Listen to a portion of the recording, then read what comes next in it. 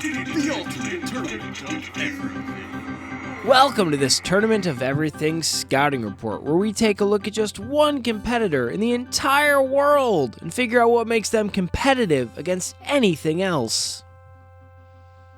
Are you feeling lucky? Are ya?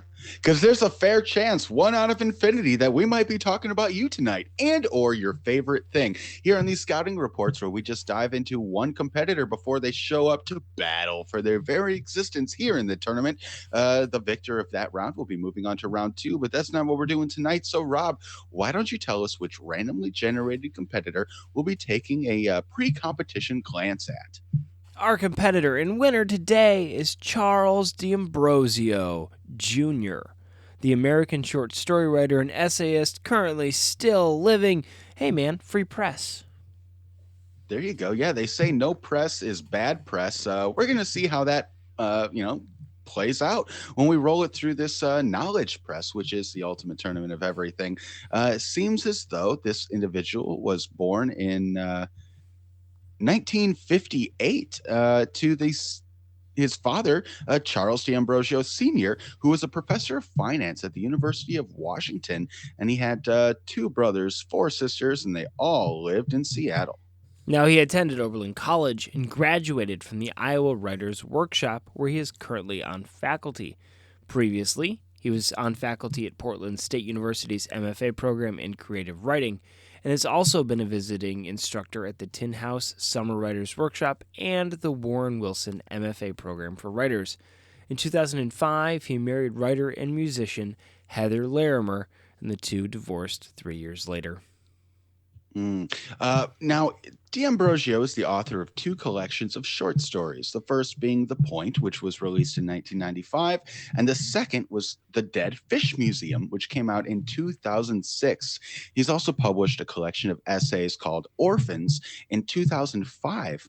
Now, his writings have appeared in The New Yorker, The Stranger, The Paris Review, Zoetrope, All Story, and A Public Space, and his newest book, Loitering, is a collection of essays from the aforementioned Tin House books. Now, his collection of essays, Orphans, was published in 2005 by Clear Cut Press and gained something of cult status. It sold out of its initial small print run and then was never reprinted. 10 years after his first collection, The Point, Knopf published his second book of fiction, The Dead Fish Museum. 6 of the 8 stories in the collection were originally published in The New Yorker, and the book was a finalist for the PEN/Faulkner Award. In October then of 2006, he was awarded the prestigious Whiting Award. Among other honors, he has received an Academy Award from the American Academy of Arts and Letters, a Lannan Foundation Fellowship, and is presently a USA Rasmussen Fellow. Yeah, and what a fellow he is. I don't think I know that I've never read any of his books, but I do believe that I've heard of this individual.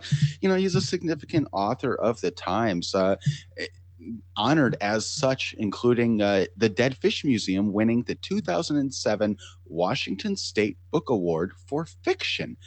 He's got short stories, he's got essays. I'm not sure if all of them are fiction, but we also have a review down here at the bottom. Rob, you want to hit us with that? In the last few years, writers in this book review have lamented the decline of slice-of-life realism, pronouncing it dead at least once. But pronouncing things dead is the job of critics, and the truth is that understated realism remains a robust tradition, as evidenced by the work of, among others, Charles D'Ambrosio, whose stories frequently appear in The New Yorker.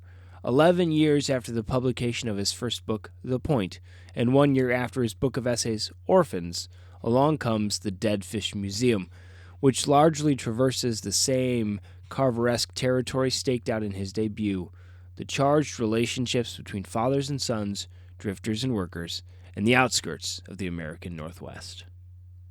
All of which may show up to face off against one another in the ultimate tournament of everything. I don't know.